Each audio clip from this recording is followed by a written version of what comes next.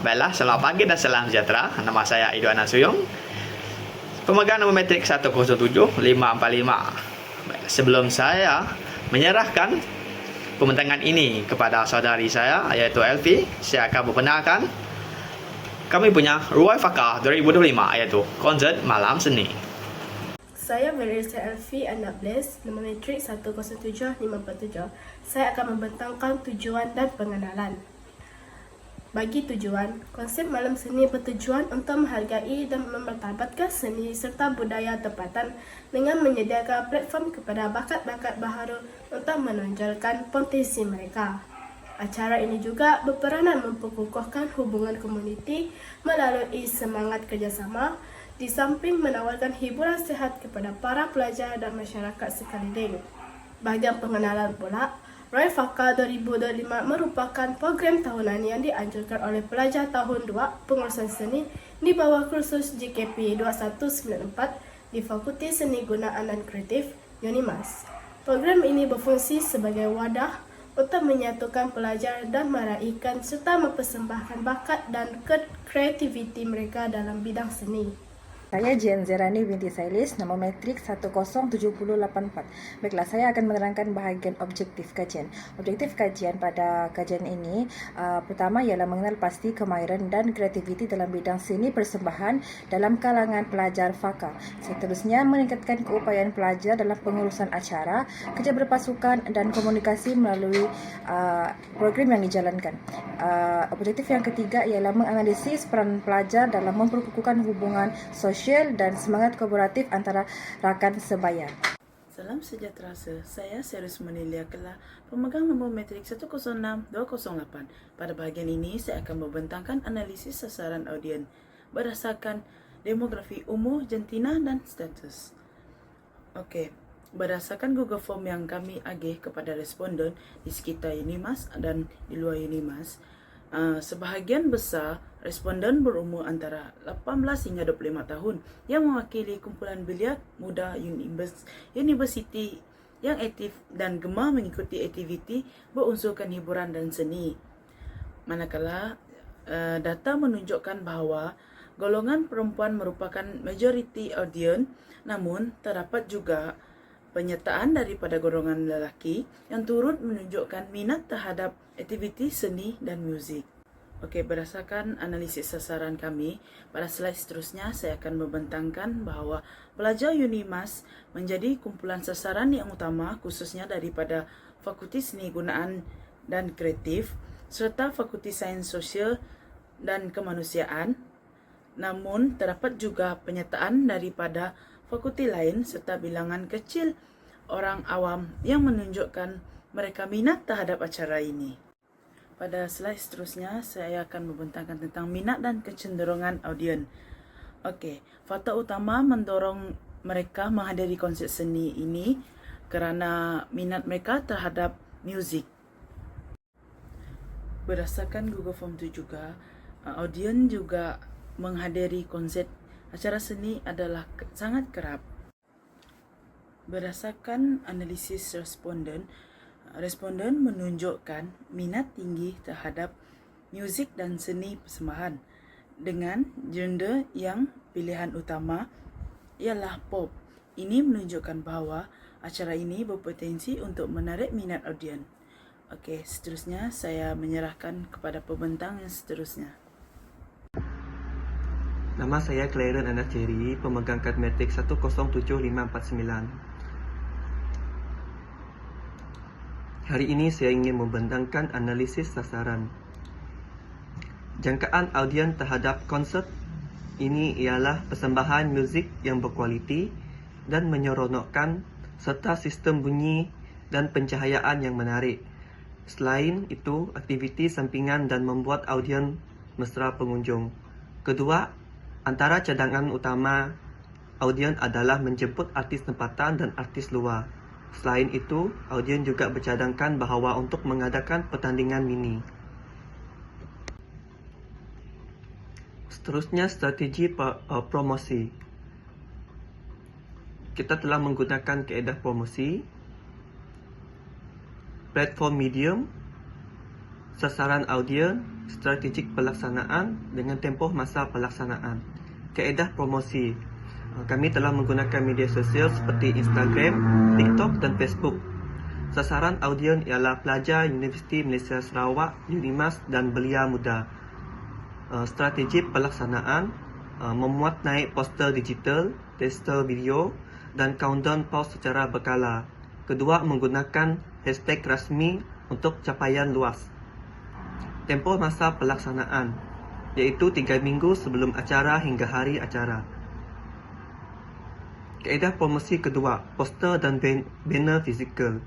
Platform medium diletakkan di sekitar kawasan, kampus, kafe pelajar, kolej kediaman, serta fakulti seni gunaan dan kreatif. Sasaran audien pula pelajar Universiti Malaysia Sarawak, UNIMAS dan kaki tangan. Strategi pelaksanaan. 1.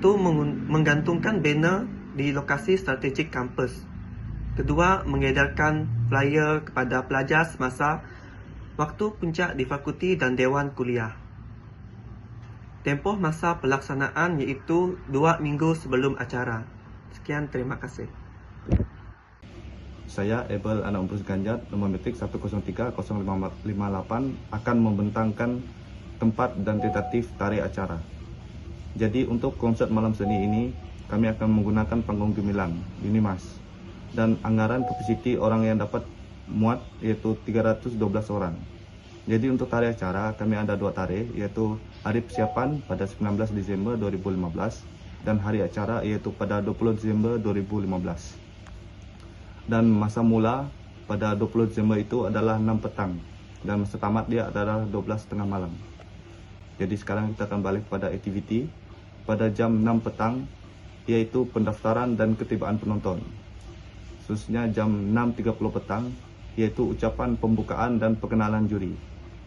Seterusnya jam 7 petang, persembahan Battle of the Band pusingan pertama. Seterusnya jam 8.30 petang, yaitu rehat dan penilaian juri. Seterusnya jam 9 petang, persembahan Battle of the Band pusingan kedua. Seterusnya jam 10.30 petang, pengumuman pemenang. Dan seterusnya jam 11.50 petang, yaitu sesi bergambar antara band. Dan akhir sekali pada jam 12.30 malam, yaitu kita akan bersurai. Sekian saja daripada saya. Baiklah, ini merupakan anggaran bajet kami. Baiklah, untuk anggaran pendapatan, jumlah amount dari pelajar RM 8,400, jumlah amount penyertaan band RM 200. Lepas tu anggaran belanjawan logistik dan teknikal, panggung gemilang UNIMAS RM 1,000 satu hari. Lepas tu teknikal dan peralatan pentas seperti speaker, mikrofon, sijawaya kami pinjam daripada fakulti. Lepas tu untuk pay system pula RM 1,000 satu hari dan lightning RM 1,000 satu hari. Baiklah, untuk anggaran belanjawan hadiah dan cenderahati pula. Perkara pertama adalah hadiah tempat pertama sehingga tempat kelima. Yang mendapat tempat pertama akan mendapati sejumlah wang sebanyak RM500, yang kedua RM300, yang ketiga RM100, yang keempat pula RM70 dan akhir sekali RM50. Total keseluruhan wang yang dikeluarkan adalah RM1,200 untuk Battle of the Band. Untuk security pula dari tempat ke-6 hingga ke-10 mendapat RM40 satu tim. Jumlah keseluruhan dia adalah RM160. Untuk cenderahati ada 7 unit. 1 unit mewakili RM80. Jumlah keseluruhan RM560 dan medal penyertaan RM10 1 unit. Jumlah keseluruhan RM500 dan bagi anggaran belanjawan makanan dan minuman pula berjumlah RM1,880 untuk keseluruhan jumlah belanjawan dan makanan. Baiklah. Jumlah belanjawan keseluruhan RM7,300. Jumlah belanjawan total tolak jumlah pendapatan RM1,100 dan baki duit akan digunakan untuk tabung kecemasan semasa acara. Salam sejahtera, pada hari ini saya akan membentangkan tentang aplikasi model perancangan 5C dalam pengurusan acara kami.